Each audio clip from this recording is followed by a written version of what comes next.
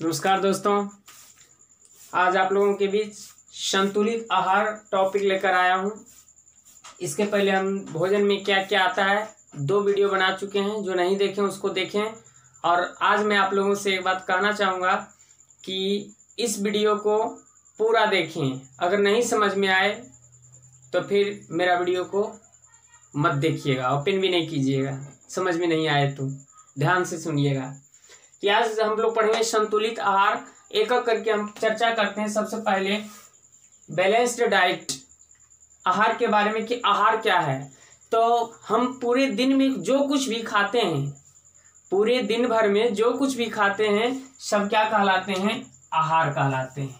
अब आता है कि बैलेंस्ड क्या होता है, संतुलित आहार क्या होता है। तो आपको पता होगा कि हमारे शरीर की वृद्धि के लिए, विकास के लिए और अच्छे ढंग से स्वस्थ रहने के लिए हम लोग भोजन करते हैं। अब भोजन में भी क्या होना चाहिए कि अच्छे वृद्धि, शरीर की वृद्धि और अच्छे स्वास्थ्य के लिए बनाए रखने के लिए हमें आहार में सभी पोषक तत्व को उचित मात्रा में होनी चाहिए। उचित मात्रा में होनी चाहिए का मतलब ये ना कि पोषक तत्व बहुत ज़्यादा ले लिए या बहुत कम ले लिए, ऐसा नहीं होनी चाहिए। कभी कभी देखे होंगे कि जब हम दूध पीते हैं तो खूब दूध ही पी लिए, तो ज़्यादा दूध भी नहीं पीना है, कम भी नहीं पीना है। यानी उचित मात्रा में जो भी पोषक तत्व हम लोग शरीर में लेते हैं वही क्या होता है?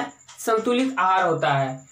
यहाँ लिखा गया है कि कोई भी पोषक तत्व ना ज्यादा हो ना बहुत कम हो, ये तो पर्याप्त मात्रा में हो, उसे ही संतुलित आहार कहते हैं। यहाँ लिखा है पर्याप्त मात्रा में रुक्षांश एवं जल की भी आवश्यकता पड़ती है। आपको बताए थे रुक्षांश क्या है। जैसे अन्न का चोकर, आटा चालते हैं तो चोकर रहता है, ये सब रुक्षांश है। भुंजा है, ये सब रुक्षांश है। ये जल, ये सब भी हमारे संतुलित आहार के अंतर्गत आता है। अब हम लोग समझेंगे कि क्या सभी वर्ग, आयु वर्ग के लोगों का भोजन एक ही होता है? जो दिन भर कलम चलाते हैं ऑफिस में बैठकर, उनका भोजन करने आहार जो है एक ही होता है? जो दिन भर मजदूरी करता है, माथे पर टोकरी ढोता है, क्या उनका भी आहार एक ही है? कैसा आपको लगता है कि सभी आयु वर्ग के लोगों को एक ही प्रकार के आहार की आवश्यकता पड़ती है?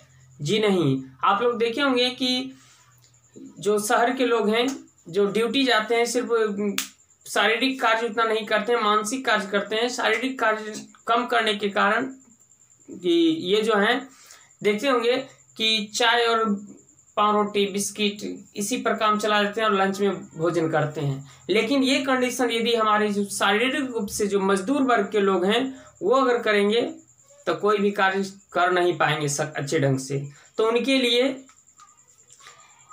आपको पता होगा मजदूर वर्ग सत्तू खाकर ज़्यादा काम करते हैं, क्योंकि उसमें जो है पोषक तत्व अधिक होते हैं, कार्बोहाइड्रेट की मात्रा होती है और उनके अंदर एनर्जी ज़्यादा चाहिए, ज़्यादा ऊर्जा चाहिए। तो बेशक है कि जो शारीरिक कार्यों को शारीरिक कार्य कम करते हैं उनके लिए आहार कम की भी जरूरत पड़ती है, पोषक तत्व कम की भी जरूरत पड़ती है। लेकिन जो हार्ड वर्क करते हैं उनके लिए पोषक तत्व और संतुलित आहार अधिक लेना पड़ता है। अब हम लोग जानते हैं कि ये संतुलित आहार मिलता किस किस में है। तो यहाँ ध्यान देंगे, हम कुछ पॉइंट लिस्टेड किए हैं। दाल है, मूंगफली है, सोयाबीन है, अंकुरित बीज है, आटे की व्यंजन है। आटे की व्यंजन का मतलब हुआ रोटी, पूड़ी, अन्य आटे से जो भी व्यंजन बनते हैं। दाल, मूंगफली, केला, पालक, सत्तू। सत्तू के बारे में कहा जाता है जी बिहार का हॉर्लिक्स, ये सत्तू है, गुड़ है, ये सभी और उपलब्ध सब्जियां। इसी प्रकार के अन्य भोज्य पदार्थ कई पोषक तत्व उपलब्ध कराते हैं।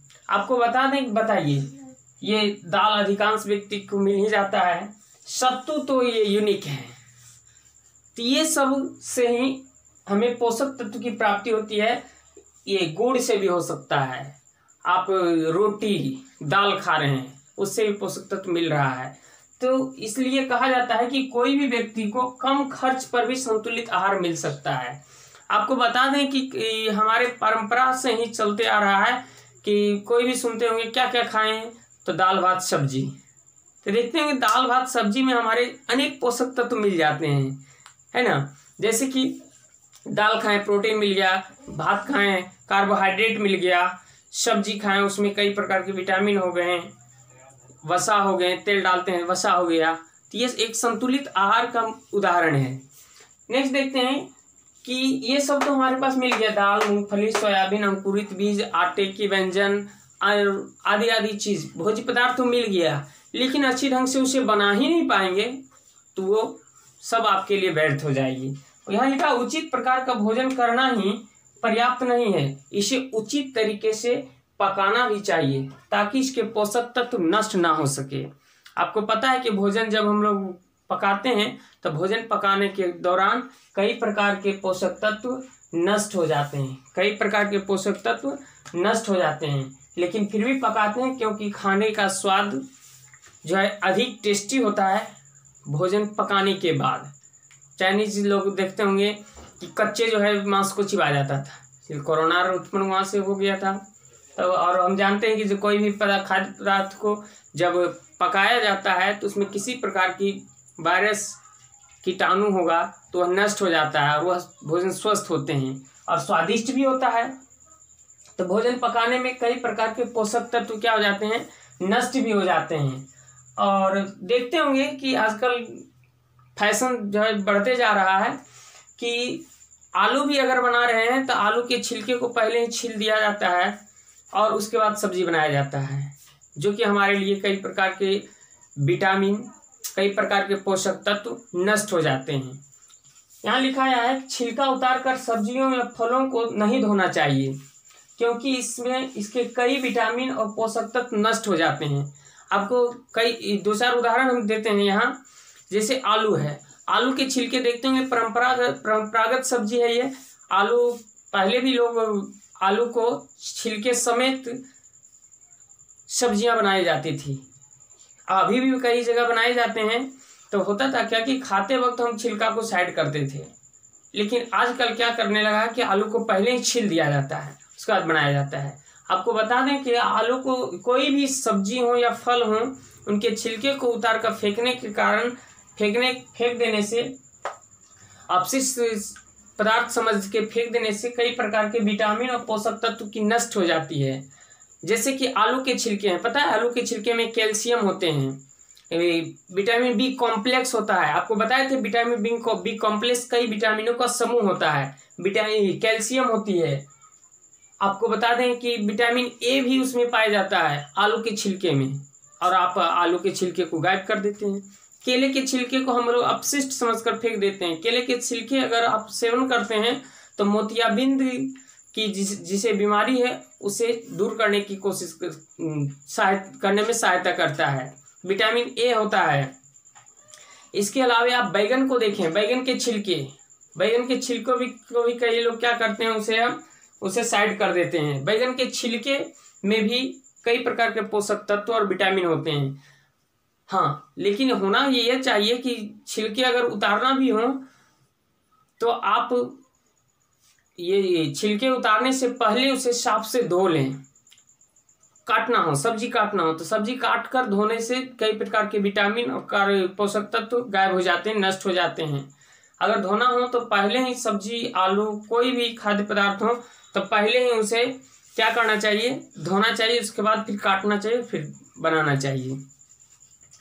नेक्स्ट देखेंगे कि यदि भोजन में पकाते समय, कई बार होता क्या है कि पकाते समय अत्यधिक अगर जल का उपयोग कर लिए तो अत्यधिक जल का उपयोग करने के बाद देखते होंगे कि कई लोग उसे क्या कहते हैं कि जल को फेंक देते हैं, फेंक दीजिए अपशिष्ट पदार्थ हो गया। जी नहीं, ये जल को कई प्रकार के अत्यधिक जल का उपयोग किया जाता है और बाद में उसे फेंक दिया जाता है तो होता क्या है, कई प्रकार के उससे विटामिन और पोषक तत्व गायब हो जाते हैं।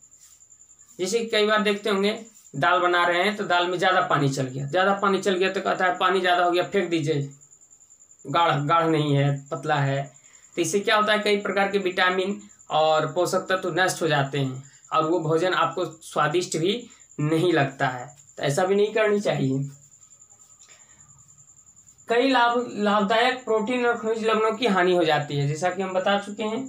और आपको पता होगा कि खाना पकाते समय क्वेश्चन कई बार पूछा जाता है कि खाना पकाते समय कौन सी विटामिन नष्ट हो जाती है गर्मी के कारण, तो वह विटामिन है विटामिन सी। विटामिन सी जो है खाना पकाते समय नष्ट हो जाता है।